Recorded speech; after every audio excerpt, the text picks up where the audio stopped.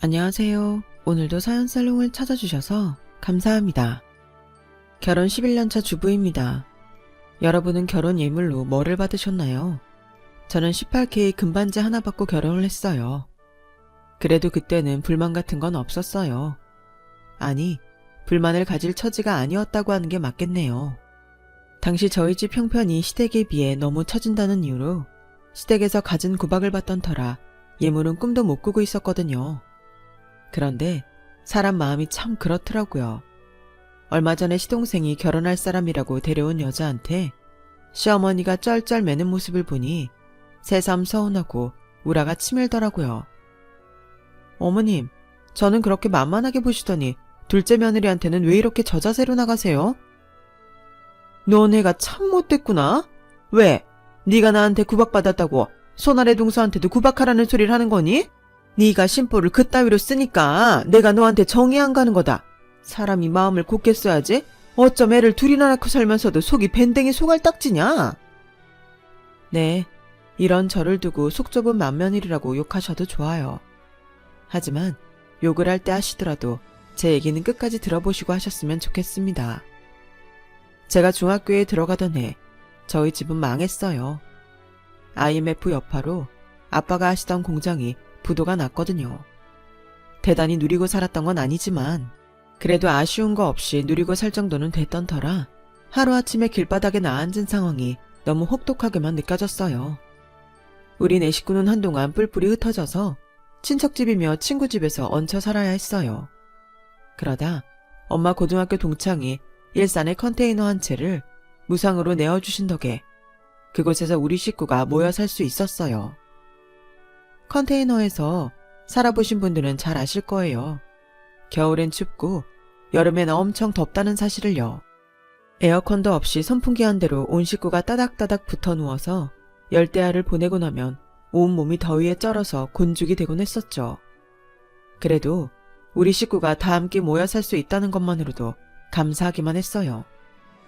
불과 얼마 동안이기는 하지만 친척집에 얹혀 살아보니 밖에다 천막을 치고 살아도 내 가족들 품에서 사는 게 낫겠다는 생각을 했었거든요. 우리 식구는 그 컨테이너에서 꼬박 3년을 살았어요. 공장을 정리하면서 신용불량자가 되셨던 아빠는 온전한 직장을 가질 수가 없어서 하루하루 품팔이를 하셨기 때문에 금방 돈을 모을 수가 없었거든요. 엄마는 엄마대로 식당에서 설거지도 하고 일일 파출 도우미 일도 했지만 당시엔 우리 집처럼 IMF 여파로 전 재산을 잃고 하루 벌어 하루 사는 사람들이 많아서 꾸준히 일할 자리를 얻는 게 쉽지는 않았어요. 그러다 보니 버는 족족 먹고 사는데 고스란히 들어버려서 여유 또는 생각도 못했던 거죠.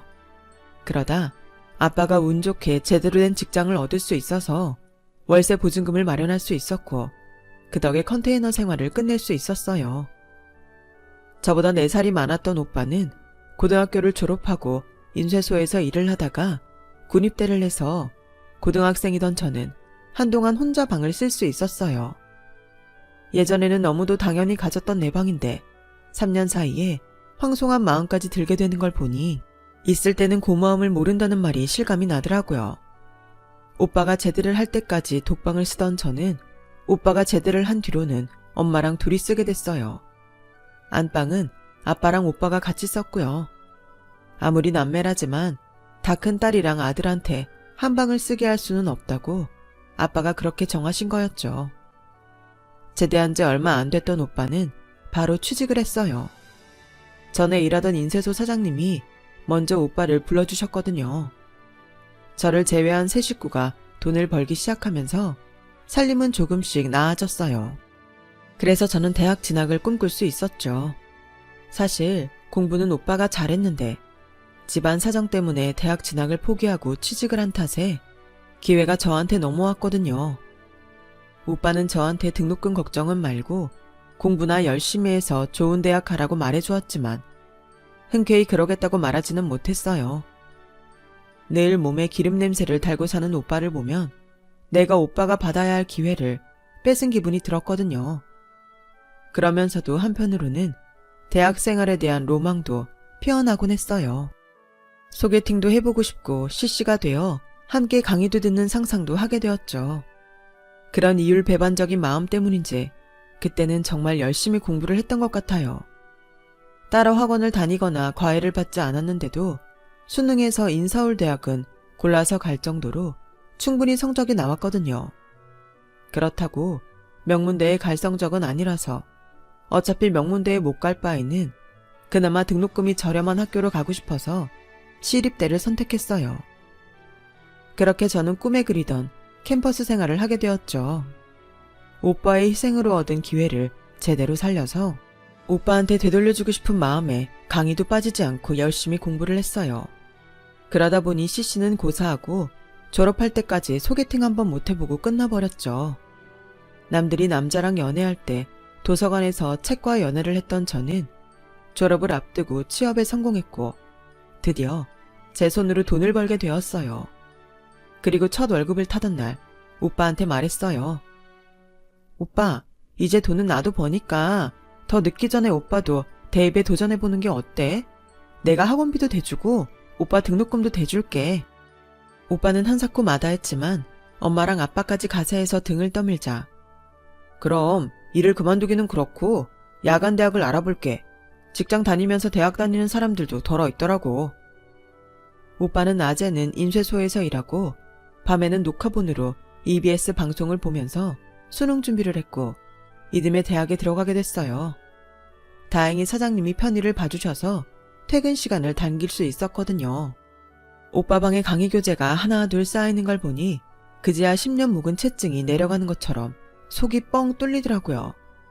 하지만 얻는 게 있으면 잃는 것도 있는 게 인생이잖아요. 묵은 빚을 청산하느라 저는 30이 될 때까지도 변변히 모은 돈이 없을 정도로 빈털털이었어요. 주변에서는 제가 일에 빠져 사느라 결혼을 안 하고 사는 줄 알았지만 실은 손에 쥔 돈이 없어서 결혼을 생각도 못하는 거였어요. 그런 제 사정을 모르는 친구들과 직장 선배들은 툭하면 소개팅을 주선하겠다고 해서 거절하느라 진땀을 빼곤 했죠. 그러던 중에 오빠가 대학을 졸업해서 더는 등록금을 보태주지 않아도 되게 되었어요. 거기다 저랑 제일 친한 친구가 결혼을 해버려서 주말에도 혼자 집에 있는 날이 늘어가자 문득 연애를 해볼까 하는 생각이 들더라고요. 일단은 결혼 말고 연애만 하면 되지 뭐. 결혼은 돈 모아서 하면 되잖아. 속으로 이런 자기 합리화를 하면서 직장 선배가 주선한 소개팅 자리에 나갔어요. 30살에 연애 경험이 없던 저는 그날 소개팅에서 만난 남자랑 바로 연애를 시작하게 되었고 그동안 드라마에서나 보던 데이트 장면을 몸소 실천하며 꿈같은 나날을 보냈죠. 저랑 사귀던 남자는 제 선배 군대 선임이었는데 군생활 중에 친해져서 제대 후에도 인연을 이어가고 있었어요. 얼굴이 잘생긴 건 아닌데 성격이 유쾌해서 같이 있으면 얼굴에 웃음이 떠날 일이 없는 사람이었죠. 집안 형편도 괜찮은 편인지 차도 좋고 평소 사용하는 물건들도 다 이름 있는 브랜드 제품이었어요. 아, 어제는 엄마한테 붙잡혀서 백화점 따라다니느라 죽을 뻔했어. 여자들은 다 그러나? 어떻게 옷을 한 번에 안 사고 꼭 전 매장을 다 둘러보고 사냐? 우리 엄마만 해도 그래. 1시간 가까이 매장을 다 둘러보고는 결국엔 처음 들어갔던 매장에서 샀다니까? 지하 식품 매장에서는 또 어떻고? 정말 이해가 안 간다니까? 주희 너도 그러니? 뭐 다 그렇지. 솔직히 성인이 된 이후로 백화점에서 옷을 사 입어본 적이 없던 저한테는 남의 나라 이야기 같았어요. 당시 저는 한 푼이라도 더 싸게 사려고 동대문 도매시장에서 발품 팔아가며 옷을 사 입는 처지였으니까요. 사는 형편이 다르다 보니 남자친구랑 깊은 관계로 변해가는 게 걱정이 되더라고요. 이러다 결혼하자고 하면 어쩌나 하는 생각 때문이었죠. 그렇다고 헤어지자고 할 자신도 없었어요. 그 사람은 제게 첫 남자였고 그래서 모든 순간의 처음을 함께한 사람이었거든요. 그렇게 결혼에 대한 두려움을 가지고 있으면서도 2년이나 연애를 했어요. 그리고 그렇게 걱정하던 청혼을 받게 되었죠. 청혼을 받고도 제가 아무 대답이 없자 당연히 승낙할 거라 기대했던 남자친구는 당황한 기색이 역력했어요. 뭐야, 너 나랑 결혼할 생각 없었던 거야? 난 그냥 너한테 엔조이 상대였어. 말해봐. 연애는 나랑 하고 결혼은 딴 놈이랑 하려고 그런 거냐고. 만나는 동안 화 한 번 안 내던 남자친구는 뜨뜻미지근한 제 태도에 결국 목에 핏대를 세웠어요. 그런 거 아니야. 실은 우리 집 사정이 그리 좋지 않아. 그동안 직장 생활을 오래 했어도 모아놓은 돈도 없다고. 그런데 결혼을 어떻게 해? 자기야, 그래서 말인데 몇 년만 더 기다려주면 안 돼? 내 손으로 혼수 장만할 시간을 줘. 결국 그날 저는 저희 집이 IMF로 망한 사실과 3년 동안 엄마 친구의 컨테이너에서 살았다는 얘기까지 모조리 털어놓았어요. 너무 창피해서 벌개진 얼굴로 말하는 저를 보자 남자친구는 그제야 죽다 살아난 사람처럼 피식 웃더라고요. 난 또 뭐라고? 그게 무슨 큰일이라고 꼭꼭 숨기고 있었냐? 내 친구들 중에도 그런 애들 많아. 그 시기에 돈 때문에 아버님이 목숨을 끊은 친구도 있고 그게 창피할 일은 아니라고 생각해. 물론 네가 겪은 일들이 대수롭지 않다는 건 아니야. 큰일이지. 돈 때문에 한 가정이 무너졌으니까. 근데 그런 이유로 결혼을 미루는 건 아니라고 생각해. 우리 부모님이 그렇게 모진 분들도 아니고 사정 말씀드리면 혼수 같은 건 하지 말라고 하실 분들이니까. 그러니까 딴 생각 말고 나랑 결혼하자. 솔직히 남자친구의 말을 100% 믿은 건 아니지만 그래도 그 순간만큼은 위안이 되긴 했어요. 그런데 그거 아시죠? 우리나라 남자들 중에 자기 부모에 대해 제대로 아는 사람이 별로 없다는 거요. 네, 제 남편도 그랬어요. 남편 손에 이끌려 처음 시댁에 갔던 날 이미 남편을 통해 저희 집 사정을 들으셔서 그런 건지 혼수 얘기는 일절 안 하시더라고요. 아버님은 정한수 한 잔 떠놓고도 할 수 있는 게 결혼이라며 제 사정을 이해해 주셨고 어머님도 별 말씀을 안 하셨어요. 부모님이 이렇게 나오니 시누이랑 시동생도 당연히 입을 다물고 있었고요. 그래서 남편 말대로 큰 걱정은 안 해도 되겠다 싶었는데 결혼 날짜를 잡고 상견례까지 치르고 나니 시어머니가 슬슬 본색을 드러내시더라고요. 물론 남편이랑 시아버지가 없는 자리에서 말이에요. 내가 맏며느리를 들이면서 이렇게 치욕스러울 줄은 몰랐다. 예단비는 고사하고 혼수도 변변히 못 챙겨오는 애를 창피해서 어떻게 주변에 소개하니? 세상에, 네가 천의 고아도 아니고 부모의 오빠까지 있는 애가 결혼 자격이 없다는 게 말이나 되니? 그렇다고 인물이 좋기를 해, 학벌이 좋기를 해. 직장도 그만한 데 다니는데 널 어떻게 포장을 하냐고. 아우 창피해. 시어머님은 주변 친구들 보기 창피하다며 저를 볼 때마다 속을 긁으셨어요. 그렇게 꼴 보기 싫으면 안 부르면 그만인데도 굳이 백화점 쇼핑할 때나 마사지 받으러 가실 때 꼭 저를 데리고 다니시는 거예요. 물론 이유는 있었죠. 저를 짐꾼의 기사로 부리셨거든요. 남편은 결혼 전까지 어머님이랑 친해지라며 주말에도 어머님이 저를 부르시면 데이트도 취소하고 순순히 보내주곤 했어요. 그렇게 시간은 흘러 결혼식이 얼마 남지 않은 어느 날 어머님이 집으로 저를 부르셨어요. 남자친구 말이 저희 집에서 예단비조로 500만 원을 보내드린 걸 돌려주시라고 그러시는 것 같다고 하더라고요. 혼수도 변변히 못해가는 마당에 예단비까지 돌려받을 생각은 없었던 터라 만약 돌려주시면 사양해야겠다 생각하고 갔는데 제가 괜한 김칫국을 마셨던 거더라고요. 너 우리 정훈이한테 예물해달라고 그랬니? 아니요, 그런 적 없는데요. 그런데 왜 우리 애가 하루가 멀다고 예물 타령을 해? 너 설마 예단비로 꼴랑 500번 해놓고 예물까지 받아낼 생각은 아니지? 양심이 있다면 그러면 안 된다. 우리가 해주는 신혼집이 얼마짜린데 고가 돈 같지도 않은 돈으로 할 거 다 할 거 마냥 굴려고 들어. 그래도 내가 모질지 못해서 하나 준비하긴 했다. 이거 받고 정훈이한테는 예물 제대로 받았다고 말해. 알았어? 어머님은 제 앞에 반지 케이스를 하나 툭 던져주셨어요. 차마 어머님 앞에서는 열어보지도 못하고 시댁을 나와 버스 정류장에 도착해서야 반지 케이스를 열어보게 되었는데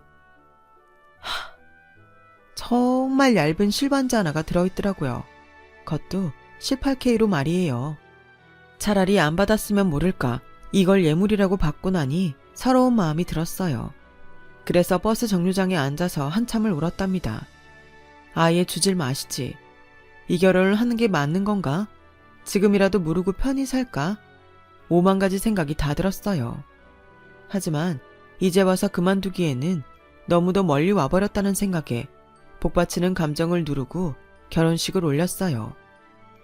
비록 시어머니와는 사이가 껄끄러웠지만 그래도 남편이 저를 많이 위해주는 터라 평소에는 불편한 거 없이 살았어요.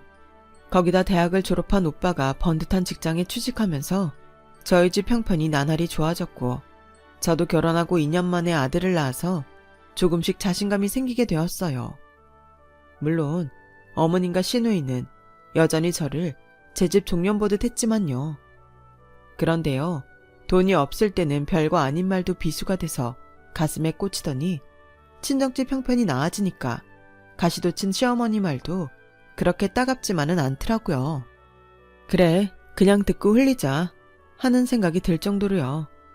2년 터울로 둘째를 얻는 사이 시누이는 시집을 가서 명절이 아니면 얼굴도 보기 힘들게 됐어요.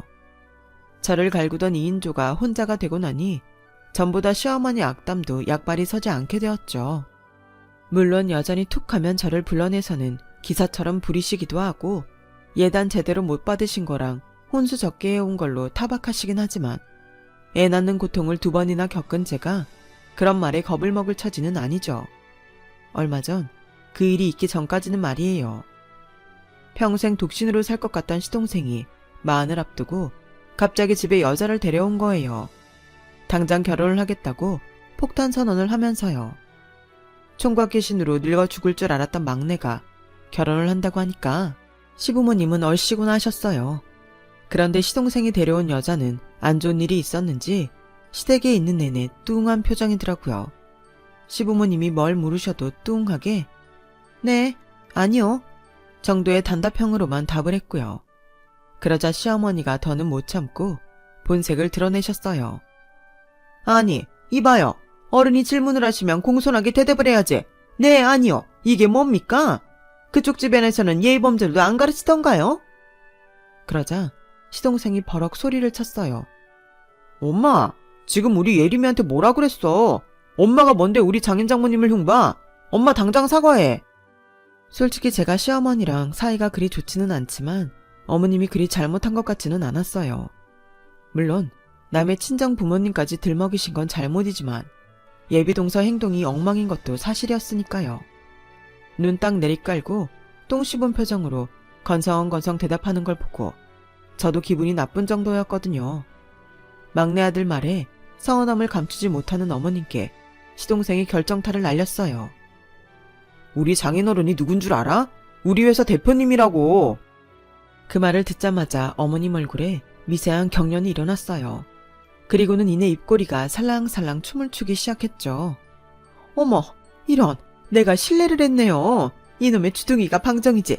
미안해요. 방금 전에 내가 한 말은 실언이니까 잊어주세요. 그날 저는 어머님 엉덩이에 꼬리가 달려있다는 걸 알게 됐어요. 둘째 며느리감 앞에서 어찌나 방정맞게 꼬리를 치는지 하마터면 개껌을 입에 물려줄 뻔했다니까요. 그날 이후 어머님의 일방적인 둘째 며느리 사랑은 식을 줄을 몰랐어요. 주말에 저를 불러내서는 차를 몰라고 하시고는 예비 둘째 며느리를 태워 마사지샵에 가셨는데 저한테는 같이 받자는 말도 않으시곤 예비 며느리만 코스로 마사지를 시켜주시더라고요. 예, 큰애 넌 그렇게 멀뚱거리고 앉아있지 말고 우리 마사지 받을 동안 작은애가 좋아하는 마카롱집에 가서 종류별로 좀 사와라. 작은애 마실 음료수도 좀 사오고. 사람들 앞에서 카드를 바닥에 툭 던지시며 제게 명령하자 시선이 온통 제게 쏠렸어요. 그 바람에 얼굴이 화끈해진 저는 손이 벌벌 떨려서 카드도 줍지 못한 채 허공만 바라보았어요. 그리고는 목소리를 쥐어짜서 말을 이어갔어요. 어머님, 저 어머님 비서 아니에요. 그리고 저도 마카롱 먹을 줄 알고 마사지도 받을 줄 알아요. 어머님이 잊으셨나 본데 저도 어머님 며느리라고요. 그러자 어머님이 콧방귀를 뀌시며 그러는 거예요. 아이고, 네가 나이를 먹더니 눈에 뵈는 게 없는 모양이구나. 그래, 너도 며느리는 며느리지. 언제 내가 너보고 며느리 아니라더냐? 근데 얘, 너도 나중에 네 아들 장가 보낼 때 한번 봐라. 남의 컨테이너 박스에서 친정 식구들이랑 빌붙어 살던 너랑 내 아들 다니는 회사 대표 딸이랑 어떻게 같은 취급을 해주겠니? 금쪽 같은 내 아들 홀려서는 꼴랑 500 들고 시집 온 너를 어떻게 며느리 대접을 해주겠냐고. 뭐? 나도 마카롱 먹을 줄 알아요? 기가 차서 말도 안 나온다 얘. 그지 같은 친정에서 자란 주제에 어디서 우리 작은 애랑 동급으로 대접을 받으려고 그래? 헛소리 그만하고 얼른 마카롱이나 사와. 싫어요. 저 더는 어머님 따까리 노릇 안 할 거예요.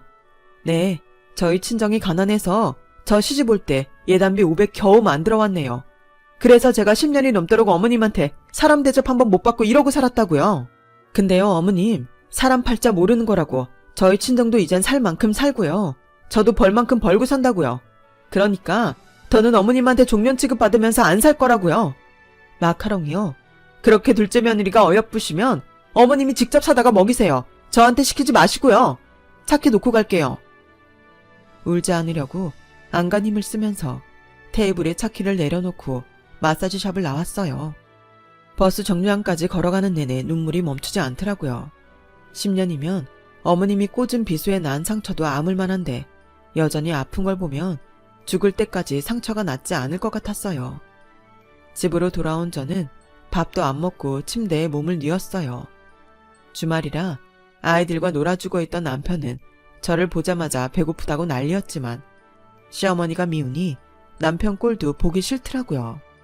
건들지 마. 내가 당신 밥 해주는 아줌마야? 그렇게 배고프면 잘난 당신 엄마한테 가서 해달라 그래. 여보, 왜 그래? 엄마가 또 뭐라 그랬어? 에이, 엄마가 그러는 게 하루 이틀도 아닌데 당신이 이해해. 시간이 지나면 엄마도 덜 하시겠지.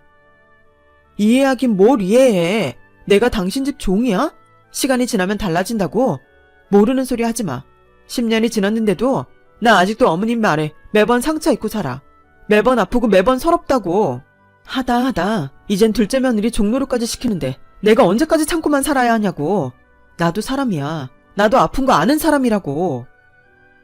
두 손에 얼굴을 묶고 폭풍 오열을 하자 남편도 아이들도 아무 말도 못한 채 제 옆에 모여 앉았어요. 작은 애는 제가 우니까 지도 울먹울먹 하더라고요. 남편은 아이들 방에서 내보내곤 저를 끌어안았어요. 그리곤 말없이 등을 쓸어주더군요. 미안해 여보. 나직한 남편 목소리에 텅 빈 것 같던 마음이 조금은 채워졌지만 눈물은 쉽게 멈추지 않더라고요. 그런데 그 일이 있고 얼마 뒤 시어머니가 제 회사로 찾아오셨어요. 예비동서가 좋아한다는 마카롱을 한 상자 사들고 말이죠. 얘따, 네가 그렇게 먹고 싶다던 마카롱이다. 난 분명히 사다 줬으니까 네 남편한테 똑똑히 전해. 알았어? 필요 없어요. 가져가세요. 누가 너 좋으라고 사왔다니? 네가 집에서 뭐라고 했는지 내 아들이 영 끊겠다고 길길이 날뛰니까 사온 거지. 너도 보면 참 여우야 여우. 생긴 건 곰인데 어쩜 그렇게 지 남편 후리는 재주가 훌륭한지. 아주 브라보다 브라보. 어머님은 사과를 하러 온 건지 염장을 지르러 온 건지 분간도 안 될 정도로 얄미운 말만 쏟아내셨어요. 그리고는 잠시 제 눈치를 보시더니 그러는 거예요. 뭐 자식까지 둘이나 낳고 사는 애한테 내가 좀 심했던 것 같구나. 미안하다. 네가 이해해라. 처음이었어요. 어머님이 제게 사과를 한 거는요. 당황한 제 표정을 보시더니 어머님이 말을 이었어요. 그래서 말인데 나도 사과를 했으면 너도 답례는 해야 하는 거 아니니? 답례요? 어머님은 저한테 뭘 원하시는데요? 그러자 어머님은 기다렸다는 듯 그러는 거예요. 너도 알다시피 우리 바깥 양반 퇴직하고 수입이랄 게 뭐 있니? 연금 조금 나오는 건 매달 생활비하면 끝나고 말이다. 그렇다고 이 나이에 막내 아들 장가 보내겠다고 집을 팔 수도 없고. 그래서 말인데 네가 작은 애 예물 좀 맡아서 해주렴. 네 말 맞다나 이제 니네 친정도 먹고 살만하고 너도 돈 잘 벌잖니? 집은 양평 땅 팔고 어떻게 대출 좀 받아서 우리가 할 테니까 네가 동생 장가 보낸다 생각하고 예물만 맡아줘라. 다이아 세트 해봐야 얼마 안 한다. 다이아 세트라니. 저 시집 올 때는 18K 실반지 하나 해주고는 작은 며느리는 다이아 세트를 주신다네요. 그것도 제 돈으로 말이죠. 웬일로 어머님이 마카롱을 사오셨나 했더니 이게 이유였던 거예요. 속이 쎄야 할 정도로 서운했지만 아무 말도 안 했어요. 제게 계획이 생겼거든요. 알겠어요. 저도 어머님한테 받은 것도 있고 받았으니 갚아드려야죠. 아, 어머님 체면도 생각해서 동서 예물은 어머님이 사신 걸로 하죠. 어머, 그럴래? 아이고 고맙다. 네가 이제야 맏며느리 노릇을 다 하는구나. 어머님은 처음으로 저를 보고 활짝 웃으셨어요. 얼마 뒤 어머님이 예비동서를 집으로 불렀어요. 제가 다이아 목걸이랑 반지 세트를 시댁으로 가져가기로 했거든요. 어머님은 국빈이라도 맞는 사람처럼 부산을 떨며 예비동서를 맞았어요. 저는 준비해간 명품 주얼리 박스를 예비동서한테 건넸죠. 박스에 적힌 브랜드 이름을 보고는 예비동서도 만족하는 눈치였어요. 작은 애야, 이거 너도 알지? 보석으로 유명한 명품 티파니 브랜드다. 내가 큰맘 먹고 준비한 거야. 네 마음에 들었으면 좋겠구나. 어머님은 갖은 생색을 다 내며 생글생글 웃으셨어요. 그리고 드디어 예비동서가 박스를 열었어요. 그리고는 참, 사람 가지고 장난하나? 정말 큰맘 먹고 준비하신 거 맞아요? 그럼 너니까 이런 것도 사주는 거다. 우리 큰애는 금반지 하나 해줬어. 차라리 저도 금반지나 해주지 그랬어요. 이딴 거 줄 바엔. 어머님이 무슨 생각으로 이걸 주셨는지 잘 알겠네요. 솔직히 저도 오늘 파혼 얘기하려고 왔어요. 이 집에 처음 와보고 이런 집에 시집 와야 하나? 눈물이 날 정도였거든요. 뭐랄까, 수준이 좀 떨어진다고 해야 할까? 도저히 내가 아까워서 이 결혼 못하겠더라고요. 아, 이 다이아는 딱 어머님 수준인 것 같으니까 가지세요. 예비동서는 주얼리 상자를 어머님께 건네고는 쌩하니 나가버렸어요. 어머님은 맨발로 달려나가 예비동서를 잡으려 했지만 동서는 끝내 어머님 손을 뿌리치고 가버렸어요. 집으로 돌아온 어머님은 주얼리 상자를 열어보시고는 뒷목을 잡았어요. 너! 거기에는 문방구에서 5,000원에 파는 다이아 목걸이 반지 세트가 들어있었어요. 어머님, 제가 결혼할 때 어머님한테 받았던 18K 반지 가격을 따져보니까 딱 요 정도를 살 수 있겠더라고요. 참, 다이아 세트는 5,000원이고요. 그 박스 가격이 5만 원이 넘네요, 글쎄. 어머님은 허세가 심하셔서 박스에 힘 좀 줬습니다. 만족하시죠? 아, 그리고 이제부터 저한테 전화하지 마세요. 저 이제 어머님 며느리 졸업하려고요. 대신 어머님 아들은 가끔 불러내셔도 돼요. 그이가 나갈지는 모르겠지만. 그럼 안녕히 계세요. 너 인연, 거기 안 서? 어머님은 제 뒤통수에 쌍욕을 해가며 소리쳤지만 귓등으로 흘리고 집으로 돌아왔어요. 시동생의 결혼은 그렇게 쫑이 났고 시어머니는 그동안 예비 작은 며느리한테 드린 돈을 되찾겠다고 소송을 하느니 마느니 하셨지만 결국 그러지 못했어요. 큰아들과 작은아들이 연을 끊겠다고 나서는 바람에 그런데 신경 쓸 여유가 없었거든요. 아, 저요? 저는 알턴니를 뺀 것처럼 시원하게 일상을 보내고 있답니다. 이제는 그 누구한테도 상처받지 않도록 내면의 근육을 늘리며 살아보려고요. 제가 올곧게 있어야 저희 아이들도 예쁘게 자랄 테니까요. 지금까지 제 사연을 들어주셔서 감사합니다. 들어주신 분들 모두 건강하시고 소중한 사람들과 꽃길만 걸으시길 바랍니다. 여러분, 사연 댓글에 응원과 현명한 조언 부탁드려요. 좋아요와 구독은 저에게 큰 힘이 됩니다. 오늘도 좋은 일 가득하세요.